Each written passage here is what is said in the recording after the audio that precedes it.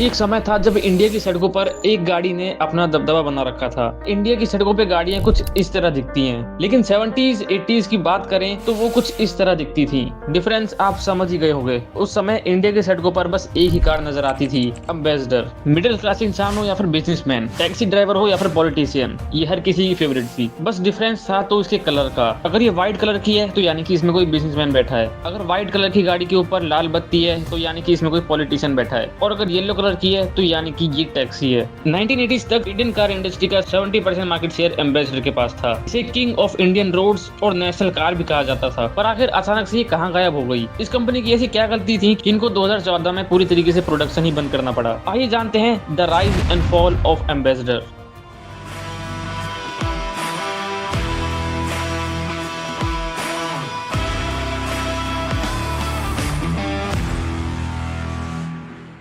1940 से पहले इंडिया में ऑटोमोटिव इंडस्ट्री लगभग ना के बराबर थी और ट्रेवल के लिए लोग ज्यादातर बैलगाड़ी या फिर ट्रेन का इस्तेमाल करते थे। उस समय बस कुछ ही अमीर लोगों के पास गाड़ियां होती थी जो कि इंपोर्टेड हुआ करती थी। तभी 1950s में कुछ कार कंपनी जैसे महिंद्रा एंड महिंद्रा, टाटा, प्रीमियर जैसी कंपनीज का जन्म हुआ। उसी टाइम बीएम बिरला, जो कि आज बिरला ग्रुप के ओनर केएम बिरला के ग्रैंडफादर थे, वो उस टाइम एक बड़े बिजनेसमैन और इंडस्ट्रियलिस्ट थे। और इस गैप को समझकर उन्होंने 1942 में मॉरिस मोटर के फाउंडर के साथ मिलकर हिंदुस्तान मोटर शुरू करी और इसका पहला मैन्युफैक्चर प्लांट ओखा पोर्ट गुजरात में लगाया गया। 1948 में इसका दूसरा प्लांट वेस्ट बंगाल में लगाया गया। उसी साल ये अपनी पहली कार लॉन्च करते हैं, हिंदुस्तान 10। इसकी इंजन 10 हॉर्स पावर की थी, इस वजह से इसका नाम हिंदुस्तान 10 रखा गया। इसके बाद ये और भी कार लॉन्च करते हैं जैसे कि land master, Hindustan baby and Hindustan 14। But इनको असली सक्सेस मिलते हैं 1957 में जब ये एम्बेसडर को लॉन्च करते हैं। ये उस समय इंडिया की पहली डीजल की कार थी और सिर्फ इतना ही नहीं, ये पहली वो कार थी जो पूरी तरीके से इंडिया में बनी है। इस कार के आते ही इंडियन मार्केट में एक रेवोल्यूशन आ गया। Middle class, businessman, politician, actors, हर किसी के पास ये कार देखने को मिलने लगी। 1957 से 1983 तक ये कार काफी बिकी। बट आखिर कैसे इसने इतना जल्दी पूरे मार्केट को कैप्चर कर लिया और किंग ऑफ इंडियन रोड्स बन गई? तो 1952 में इंडियन गवर्नमेंट ने टैरिफ कमीशन अनाउंस किया था। टैरिफ कमीशन यानी कुछ ऐसे रूल्स जिनकी हेल्प से डोमेस्टिक ऑटोमोटिव इंडस्ट्रीज को ग्लोबल कंपटीशन से प्रोटेक्ट कर सकें। एंड दैट्स व्हाई कोई भी अगर गाड़ियां बाहर से इंपोर्ट करता था तो काफी हैवी टैक्सेस का सामना करना पड़ता था। और इसी वजह से हिंदुस्तान मोटर्स को काफी फायदा हुआ क्योंकि लगभग इनका फॉरेन कंपनी से कंपटीशन खत्म हो गया। 1957 में एम्बेसडर के लॉन्च होते ही इसे खरीदने का क्रेज काफी फैल गया। पर आखिर इस गाड़ी में ऐसा क्या था? तो इसके मेनली दो रीजंस हैं। सबसे पहला इसकी स्टनिंग डिजाइन, इसके आगे के दो round shape headlines, Chrome grill और बॉक्सी डिजाइन और इसका रेट्रो चार्म, ये सब लोगों को काफी पसंद आया। आज इतनी प्रीमियम कार्स होने के बाद भी अगर किसी को एम्बेसडर कार खड़ी दिख जाए तो वो उसे 2 मिनट रुककर जरूर देखेगा। तो अब सोच के देखो कि उस टाइम जब मार्केट में रियली कोई कार अवेलेबल थी तो इस कार का कितना क्रेज रहा होगा। उस वक्त ब्रिटेन की कंपनी मॉरिस मोटर ने ऑक्सफोर्ड सीरीज 3 नाम की एक पॉपुलर कार लॉन्च करी थी और एम्बेसडर बेसिकली उसी मॉडल का ही एक फेस लिफ्टेड वर्जन थी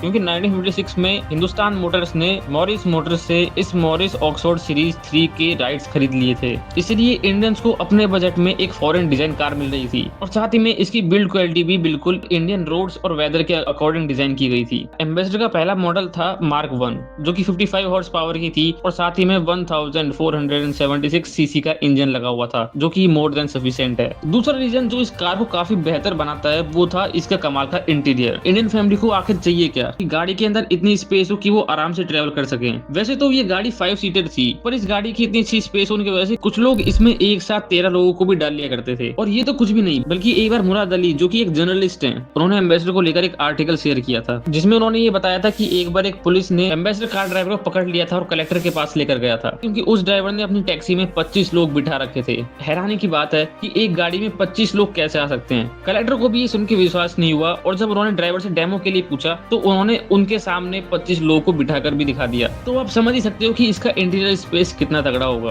और इसी वजह से इसके डिजाइन, बिल्ड क्वालिटी और इंटीरियर स्पेस की वजह से ये पॉलिटिशियन से लेकर ड्राइवर सबकी फेवरेट थी। इनफैक्ट बीबीसी के टॉप गियर शो ने एम्बेसडर को टैक्सी के लिए best car in the world बताया था। एम्बेसडर की सक्सेस में एक बड़ा रोल गवर्नमेंट ऑफिशियल्स का भी है। इंडिया के लगभग सभी पीएम जैसे कि इंदर कुमार गुजराल, पीवी नरसिंह राव, अटल बिहारी वाजपेयी, जवाहरलाल नेहरू सभी इस गाड़ी में घूमते थे। एम्बेसडर की टोटल कार्स में से लगभग 16% तो गवर्नमेंट ऑफिशियल्स के पास ही थी। बट आपके दिमाग में ये सवाल जरूर आ रहा होगा कि टैरिफ्स की वजह से ये ग्लोबल कंपटीशन से तो बच गई, बट जो इंडियन कंपनीज थी जैसे टाटा और महिंद्रा, आखिर ये इसे क्यों नहीं बीट कर पा रहे थे? तो इसका रीजन था कि उस समय कंपनीज ड्रग्स वगैरह बनाने में ज्यादा ध्यान दे रही थी और इस वजह से हिंदुस्तान मोटर्स को फायदा मिलता रहा कि इस समय उनके पास कोई बड़ा कंपटीशन नहीं था और इसी वजह से एम्बेसडर 1980 में 70% मार्केट शेयर कैप्चर कर लेता है। सेकंड नंबर पर जो सबसे पॉपुलर कार थी वो थी प्रीमियर कंपनी की प्रीमियर पद्मिनी।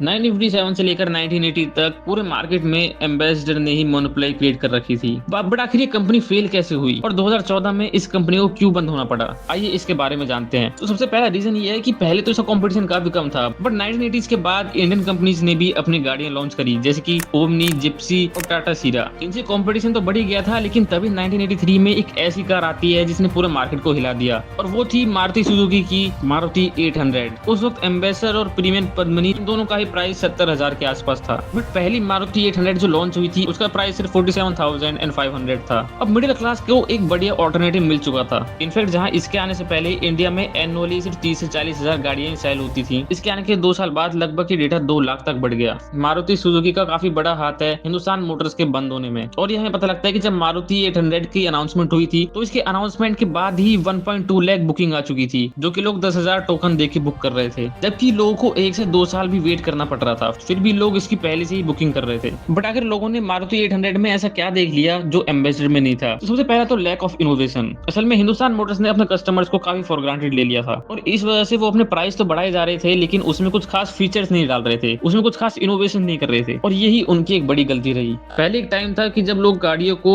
एक आने जाने का नॉर्मल वाहन समझते थे, बट 1980s तक आते आते लोगों का पर्सपेक्टिव चेंज हो गया और लोग डिजाइन और स्पेस के अलावा और भी चीजें देखने लगे जैसे कि कंफर्ट, लग्जरी, स्पीड और मॉडर्न फीचर्स। अब एम्बेसडर दिखने में तो बढ़िया थी, लेकिन चलाते वक्त टर्निंग में भी ये प्रॉब्लम करती थी एज कम्पेयर टू मारुति 800, क्योंकि मारुति 800 काफी छोटी थी साइज में। एम्बेसडर में हैवी इंजन की वजह से ये ज्यादा फ्यूल भी खर्च करती थी और वहीं देखा जाए तो मारुति 800 की इंजन 800 सीसी की थी और इस वजह से इसकी माइलेज भी काफी बढ़िया थी। हिंदुस्तान मोटर ने अपनी गाड़ी में कुछ खास काम नहीं किया, इनफैक्ट उन्होंने उसकी डिजाइन भी आगे कभी चेंज नहीं करी और इस वजह से कहीं ना कहीं लोग सेम डिजाइन देख देख के बोर हो गए थे। इसलिए जब मारुति सुजुकी ने अपनी मारुति 800 लॉन्च करी तो सभी को एक मस्त ऑल्टरनेटिव मिल गया। बट ऐसा नहीं है कि हिंदुस्तान मोटर्स ने आगे कोशिश ही नहीं करी, बल्कि उन्होंने एक जापानीज कंपनी इसूजू के साथ मिलकर एक जॉइंट वेंचर साइन किया और 1948 में एक हिंदुस्तान कॉन्टेसा निकाली जिसकी डिजाइन काफी मॉडर्न और लग्जरियस लगती थी और इसका प्राइस था 1,10,000, यानी कि मारुति 800 के प्राइस के लगभग डबल। हालांकि इस कार की वजह से मारुति 800 को कोई फर्क नहीं पड़ा, लेकिन हिंदुस्तान मोटर्स की इमेज थोड़ी सी ठीक हो गई। 1990 तक भी